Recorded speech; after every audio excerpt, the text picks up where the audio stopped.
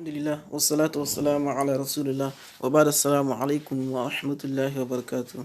Et bonsoir à tous, bienvenue pour notre troisième séance de cours, Inch'Allah. Donc aujourd'hui, nous allons reprendre notre cours du mercredi sur les points d'articulation des lettres arabes. Nous allons faire un petit rappel bref sur le cours de la semaine passée qui reste très important pour une meilleure compréhension du cours d'aujourd'hui. Et nous avons vu la définition du point d'articulation qui est le lieu à partir duquel la lettre est prononcée. Nous avons vu ensuite comment retrouver les points d'articulation d'une lettre. Une technique qui est simple, c'est de mettre un soukoun sur la lettre dont on cherche le point d'articulation et de la faire précéder par une autre lettre vocalisée. Nous avons vu également les 5 points d'articulation principaux, à savoir les vides, la gorge, la langue, les lèvres et les nez. Nous avons un peu expliqué ça sur le schéma. Aujourd'hui, nous allons débuter les différents points d'articulation regroupés par groupe. C'est-à-dire, nous allons commencer avec les lèvres aujourd'hui. Les lèvres, il faut les noter, les lèvres comprennent 2 points d'articulation. Les lèvres comprennent 2 points d'articulation à partir desquels on prononce 4 lettres, qui sont la lettre Wa, la lettre Ba, la lettre Mim et la lettre Fa. Donc, ces 2 points d'articulation là, c'est soit les 2 lèvres qui sont, soit on joint les 2 lèvres supérieures et inférieures, soit c'est la face intérieure de la lèvre inférieure qu'on appuie sur les incisives centrales de la mâchoire supérieure. Et la première lettre que nous allons voir aujourd'hui, c'est la lettre Ba. La lettre Ba, elle se prononce en joignant les lèvres, tout simplement, comme nous le voyons sur le schéma. Techniquement, ça donne Ba, Ba. Donc, vous pouvez mettre des pauses pour essayer de répéter et confirmer qu'il s'agit bel et bien du point de sortie de la lettre. La deuxième lettre qui sort à ce niveau, au niveau des lettres, c'est la lettre Mim. Donc, la lettre Mim, également, elle implique une fermeture des lèvres supérieures et inférieures. Vous avez ensuite la lettre Wa. La lettre Wa, c'est une erreur de ma part ici, j'ai mis Mim. Donc c'est la lettre Wa plutôt, d'accord? Elle aussi, sauf que la lettre Wa, à la différence de la lettre Mim et de la lettre Ba, on ne ferme pas carrément les 2 lèvres. Les 2 lèvres sont amincies et l'espace entre les 2 lèvres doit être diminué, mais on ne ferme pas carrément les 2 lèvres. Sur une vue en face, ça donne l'aspect que vous avez sur l'image tout en bas à gauche.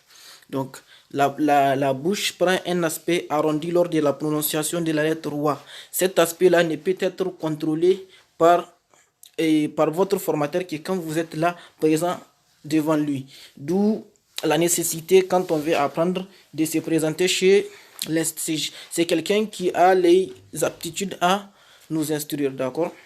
Donc, les tajwid, je vous recommande de ne pas vous limiter à nos vidéos en ligne, Inch'Allah, pour vous former. Il faut forcément se retrouver devant quelqu'un pour qu'il nous corrige sur beaucoup d'aspects également.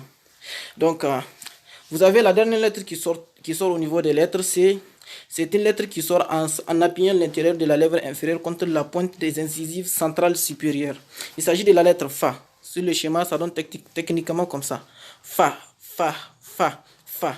Le fait de ne pas prononcer la lettre Fa avec son point de sortie, comme beaucoup le font chez nous, ça c'est un exemple très palpable. Ici chez nous, je ne dirais pas telle ou telle personne. Certains prononcent la lettre Fa avec les lèvres et ça donne pas. Ceux qui disent capé port. Voilà.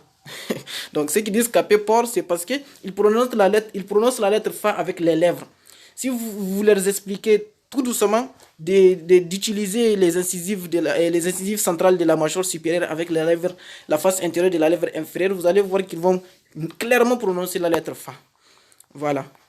C'est un bon exemple ici. Le deuxième principal, d'accord, point de sortie, c'est la langue. Donc la langue très souvent, quand on prononce une lettre au niveau de la langue seulement n'est pas mise en jeu. Donc la langue doit s'appuyer ou comprimer une partie de la bouche. Ça peut être le palais, ou les dents, ou également donc les palais ou les dents. Surtout au niveau des dents. Donc au niveau des dents, il faut un peu connaître la configuration des choses pour que ça soit plus facile à comprendre. Au niveau de la langue, il faut noter qu'il y a 10 points d'articulation différents, d'où sortent 18 lettres. C'est le principal point d'articulation. Sur les 28 lettres de l'alphabet arabe, vous avez les 18 qui sortent au niveau de la langue. Voilà. Donc, au niveau de ces là, il faut noter qu'il y a 3 parties qui restent très importantes à connaître pour notre cours. C'est-à-dire la partie d'abord en avant, les incisives. Vous avez aussi la partie qui est tout en arrière, ce sont les molaires. Et vous avez une partie qui est intermédiaire entre la partie arrière et la partie avant. C'est les premières molaires, les deuxièmes molaires, les canines, etc. Donc, nous allons entamer les différentes lettres qui sortent à ce niveau. Vous avez une lettre qui sort à ce niveau. La première lettre que nous allons voir, la plus en arrière, elle se prononce en élevant le fond de la langue vers la partie molle du palais. C'est la lettre Qaf. La lettre Qaf. Sur le schéma, ça donne techniquement ça. Qaf, Qaf, Qaf. Vous avez ensuite, juste en avant de la lettre Qaf, au-dessus, vous avez la lettre Kaf. Kaf, qui n'est pas emphatique. Donc, Qaf, Kaf, Kaf. Le Kaf ici correspond au K en français. Tandis que le K ici en arrière, celui-là, ne correspond pas au K du français. Vous avez ensuite le milieu de la langue s'appuyant sur le milieu du palais. Sort la lettre Jim. La lettre Jim, j'ai mis les D en blanc pour vous dire que ce n'est pas Jim. Donc en arabe, la lettre J n'existe pas. C'est Jim. Jim, comme dans le mot Jamila. Comme dans le mot Jamila ou Khadija. Donc en arabe, les J, ça n'existe pas. Donc ça, c'est Jim. Vous avez ensuite, sur le même point d'articulation, vous avez la lettre Shin. Shin, Sha. Techniquement, ça donne ça. D'accord? Shin, sur l'image à droite. Vous avez ensuite la lettre Ya, qui donne techniquement ça. Vous avez l'un des deux côtés de la langue, ou les deux en même temps, s'appuyant sur les molaires supérieurs, avec l'extrémité de la langue s'appuyant sur la partie avant du palais. Vous avez une lettre qui est particulière à la langue arabe, qui est spécifique à la langue arabe, c'est-à-dire que c'est une lettre qui n'est retrouvée que dans la langue arabe. D'ailleurs, certains appellent la langue arabe la langue du Dod. D'accord? La langue du Dod. Donc, la lettre Dod se prononce comment? Vous avez sur le schéma, sur l'image, à gauche, vous avez une image du palais. Donc, le palais, c'est la partie qui est en haut dans la bouche. Donc, en avant, vous avez des petits carrés en jaune. Ensuite, tout en arrière, vous avez des petits carrés en bleu de part et d'autre. D'accord? Donc, le bout de la langue doit toucher là où vous avez les carrés en jaune, au moment où les côtés de la langue, droit et gauche, et touche les parties qui sont en bleu. Et l'air doit sortir à travers les parties qui sont en bleu. Et ça donne dans la prononciation, ça donne techniquement do, do, do, do, pas doigt. Parce que certains disent, voilà, doualine. Ce n'est pas doualine. D'accord? Donc, doigt, ce n'est pas la bonne prononciation. Fait do, do, dod, dod, dod. Et avec l'effort, les exercices, cela vous permettra de... Avec le temps, vous pouvez vous améliorer dans la prononciation. Faites l'effort et vous allez y arriver, Inch'Allah. L'un des deux bords de la langue s'appuyant sur le palais vous fait sortir également la lettre lam. Quand c'est trop rapide, vous pouvez mettre des pauses pour pouvoir assimiler le cours, Inch'Allah. L'extrémité de la langue s'appuyant sur le palais vous fait sortir la lettre noun. Noun. Vous avez aussi l'extrémité de la langue s'appuyant sur le palais qui vous fait sortir également la lettre ra. Sauf que la lettre ra possède une caractéristique en arabe qu'on appelle tafkhim, que nous allons voir un peu plus avant dans notre formation. Le tafkhim, c'est le fait de rendre la lettre emphatique, c'est de la prononcer de manière plus grande. C'est-à-dire, au lieu de dire ra, comme les gens ont l'habitude de le dire, en arabe, quand la lettre ra porte un fataha, elle se prononce ra. On ne dit pas Rabbil Alamin, on dit Rabbil Alamin. Donc le ra là, pour pouvoir le prononcer, il suffit de soulever la partie arrière de la langue, comme ça. Voilà, regardez la différence là, c'est ra sans tafkhim. Et là, c'est ra prononcé avec tafkhim. Et vous voyez bien que l'espace est réduit entre la langue et le palais. Vous avez ensuite l'extrémité de la langue s'appuyant sur la racine des incisives supérieures. Vous avez le point de sortie de la lettre to, to, to, to avec la caractéristique emphatique. D'accord? Ensuite, vous avez l'extrémité de la langue s'appuyant sur la racine des incisives supérieures. Vous avez les lettres da et la lettre ta. D'accord? Vous m'excuserez sur je fais une erreur ici. Donc c'est da et ta au lieu de ta et ta. Donc c'est da et ta. La lettre dal et la lettre ta. Ensuite, vous avez l'extrémité de la langue s'appuyant sur les incisives inférieures. Cette fois-ci, vous avez les lettres sin, zay et la lettre sod. Sod, sin et zay. D'accord? Sauf que pour la lettre sod, il faut faire attention, elle possède une caractéristique emphatique. Elle est prononcée avec, et on les appelle huruf al-isti'la. Nous allons le voir dans les chapitres qui vont suivre, Inch'Allah. Donc, lors de la prononciation de la lettre sod, vous voyez bien l'aspect que la langue prend. Par contre, regardez, et on va faire un tour en arrière. Par contre, là, la langue n'est pas trop élevée vers le palais. Ce qui n'est pas le cas quand on prononce la lettre sod. Vous avez ensuite l'extrémité de la langue s'appuyant. L'extrémité de la langue s'appuyant sur l'extrémité des incisives supérieures, vous avez les lettres fa, la lettre val et la lettre vo. Donc, ces trois lettres-là sortent lorsqu'on appuie l'extrémité de la langue sur l'extrémité des incisives supérieures.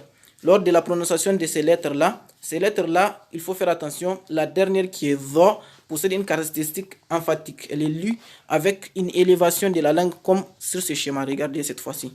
Voilà. Donc, on doit élever la langue. Vo. Vo.